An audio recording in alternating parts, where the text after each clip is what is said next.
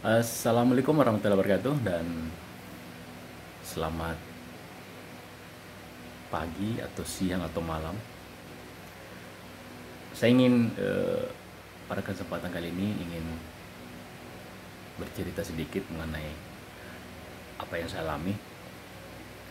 Saya punya akun YouTube itu tahun 2018, berarti sekitar hampir 3 tahun, menjelang 4 tahun. Saya punya akun YouTube dengan nama dan profil saya yang asli, bukan nama samaran. Jadi semenjak masuk di YouTube itu sampai hari ini, per hari ini itu baru sekitar 178 yang subscribe saya, kemudian baru 44 jam tayang. Untuk mencapai standar yang ditetapkan di YouTube masih sangat jauh karena harus butuh 1000 subscribe, 1000 yang subscribe kita, kemudian harus butuh 4000 jam tayang. Untuk proses menuju ke sana masih panjang yang saya alami. Tapi ada hal yang merisaukan saya karena saya sering nonton tapi tidak mempraktikkan. Nonton tutorial-tutorial bagaimana para youtuber kita memberikan testimoni, memberikan tutorialnya, bagaimana dia dengan mudahnya mendapatkan apa yang dipersyaratkan oleh YouTube dengan menggunakan aplikasi, dengan menggunakan teknik-teknik yang mendownload aplikasi ke dalam HP Android atau laptop dengan mudahnya. Bahkan ada tidak sampai 1 minggu, ada bahkan 3 hari dia bisa mendapatkan 1000 dan 4000 itu. Saya langsung berpikir, wow, dengan entengnya mereka melakukan itu tanpa istilahnya, kalau saya bahasakan, YouTube ini adalah media ini menurut saya media di mana orang menampilkan karya-karyanya. Yang namanya menampilkan karya kan dua kemungkinan, orang suka atau tidak suka. Artinya kita menampilkan sesuatu, ada dilihat oleh audiens, ada dilihat oleh pemirsa, ada dilihat oleh ada dilihat oleh yang menonton konten kita. Tapi lucunya ada youtuber yang punya video atau memposting video yang menurut saya hanya sedikit saja, maksudnya hanya sedikit kontennya dalam, sedikit, dan konten ditampilkan itu konten yang entahlah, mungkin dari sudut pandang saya beda, tapi justru jutaan yang nonton, banyak jam tayangnya, bahkan dimonetize. Jadi itu yang meresahkan saya. Artinya begini, saya yakin YouTube pasti akan mendeteksi mereka yang melakukan kecurangan, melakukan berbagai cara supaya mereka cepat dapat AdSense dari itu, cepat dimonetize. Pasti itu punya cara itu, dan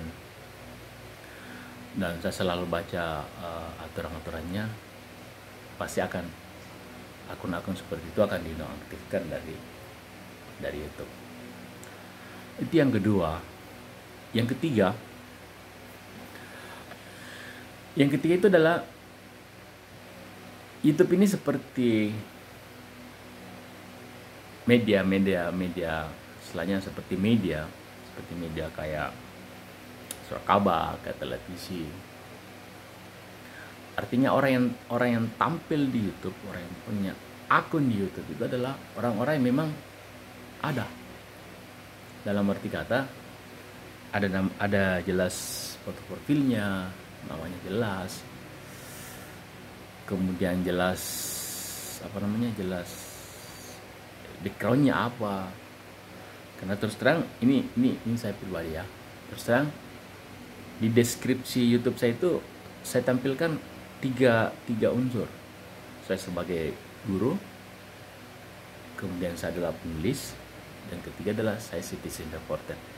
Makanya ketika Anda melihat konten-konten YouTube saya itu hanya sekitar sekitar situ saja, yang berhubungan dengan pendidikan, edukasi, yang berhubungan dengan penulisan, penulis, dan berhubungan dengan citizen reporter. Artinya citizen reporter itu saya suka ketika saya berjalan, ketika saya dalam perjalanan melihat hal-hal yang ada unsur humanisnya, ada unsur apa istilahnya, ada unsur empatinya. Saya suka ambil video-video yang kayak gitu. Misalnya ada pengemis-pengemis, ada orang gila yang lagi berjalan sambil apalah namanya. Saya suka yang ambil begitu andanya.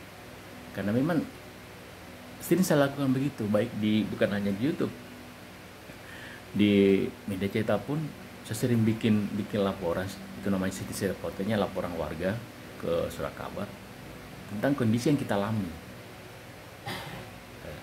Dan saya mau aplikasikan ke dalam YouTube dalam bentuk versi video. Jadi makanya ketika anda nonton YouTube saya itu tadi tiga saja yang tiga saja mendominasi di konten saya, berhubungan dengan pendidikan, berhubungan dengan kepenulisan, dan berhubungan dengan citizen report, misalnya laporan-laporan saya tentang kondisi-kondisi di masyarakat. Tapi banyak sih peristiwa-peristiwa yang mestinya saya harus posting di YouTube, tapi mungkin saya harus terbatas oleh ketentuan persyaratan di YouTube, karena mungkin kayak video-video kekerasan, video-video yang sifatnya dilarang ya, tanda kutip. Mungkin saya tidak posting seperti itu. Ada orang berkelahi misalnya di jalan, saya mau posting. Ada misalnya tabrakan, saya mau posting, tapi mungkin itu akan di sensor mungkin oleh itu, karena mungkin mengandung unsur-unsur kekerasan, unsur-unsur yang tidak pantas untuk ditonton oleh. Saya ingin seperti itu, bahwa ke depan nanti YouTube akan akan melihat dengan, karena saya yakin YouTube punya SDM yang mumpuni di dalamnya. Dia bisa memantau yang mana memang akun-akun yang dalam arti kata akun abal-abal, akun yang tidak jelas siapa orangnya, akun yang hanya memposting sesuatu yang boleh dikata tidak pantas lah untuk ditonton. Banyak sekali saya lihat. Saya sering, makanya mungkin YouTube punya alat yang canggih itu melihat perjalanan akun saya sering nonton hal-hal yang seperti itu. Banyak sekali sebenarnya yang saya mau sampaikan di kesempatan kali ini, tapi percuma juga kita bicara banyak lewat kalau tidak ada yang nonton, kan begitu ceritanya. Percuma juga kita bicara mengenai bagaimana ke depan nanti kita di YouTube. Karena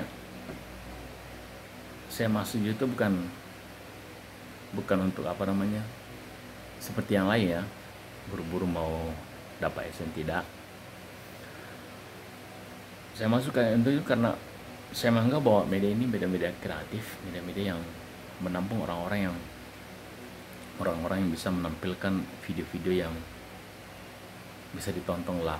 Pertama, video yang mengedukasi, video yang sifatnya motivasi. Artinya orang nonton YouTube bukan karena kita kenal dengan youtubernya, tapi karena kita menonton sebuah konten itu karena kita suka apa yang ditampilkan oleh para youtuber kita. Sebenarnya ada hal yang menggelitik juga bos saya. Saya cerita lagi, ada begitu. Saya lihat di YouTube itu ada youtuber yang menampilkan unsur menghujat orang, menghujat. Artinya saya tahu bahwa ini adalah muatan politik. Saya tahu si A ini adalah, saya tidak usah sebut namanya, si A ini adalah pendukungnya si ini. Dia sering hujat gini. Wah, ini kentara sekali. Maksudnya bolehlah kita mendukung si A, tapi Jangan sudutkan si B. Artinya berbicara saja, berbicara yang apa adanya. Kalau misalnya Anda seorang pengamat politik kemudian berbicara mengenai tokoh-tokoh politik, oke, mungkin kita maklumi karena Anda adalah pengamat politik. Tapi kalau disiplin ilmu Anda tidak jelas, background pendidikan Anda tidak jelas, kemudian ngomong politik, kan tidak nyambung. Logikanya kan begitu. Anda bahas ini mau maju capres begini-begini loh. Anda siapa? Pengamat, bukan komentator, bukan praktisi, bukan. Artinya Anda membuat konten YouTube itu yang berdasarkan disiplin ilmu kita. Kalau Anda seorang kedokteran, Anda adalah dokter, ya membahas masalah kedokteran, tidak usah bahas yang lain. Kalau Anda seorang artis, berarti memposting kehidupan Anda karena Anda adalah seorang artis. Begitu saja. Saya kira saya tidak usah terlalu panjang lebar karena waktu ini sudah berjalan 11 menit. Nanti dikira saya mau tengah jam berbicara panjang lebar supaya banyak jam tanya. Tidak. Saya mau curhat saja sama siapapun yang melihat video ini bahwa proses perjalanan panjang untuk berkuliah di dunia YouTube itu sangat panjang ketika kita mau yang tampil alami, dalam artian tidak instan, tidak membeli pengikut karena banyak diperjualbelikan di sana. Ada di Instagram, ada di Facebook, ada di media-media lain itu memperjualbelikan subscribe, dan itu sangat merusak tatanan dalam dunia kreasi, terutama yang berkecimpung di seperti YouTube. Sangat-sangat merusak, dan mestinya YouTube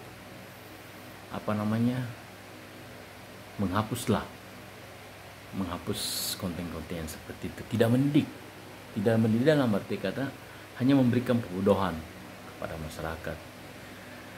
Ya kalau mereka membeli dan memang betul-betul, tapi kalau mereka hanya dijadikan kerjaan istilahnya, kan kasihan juga.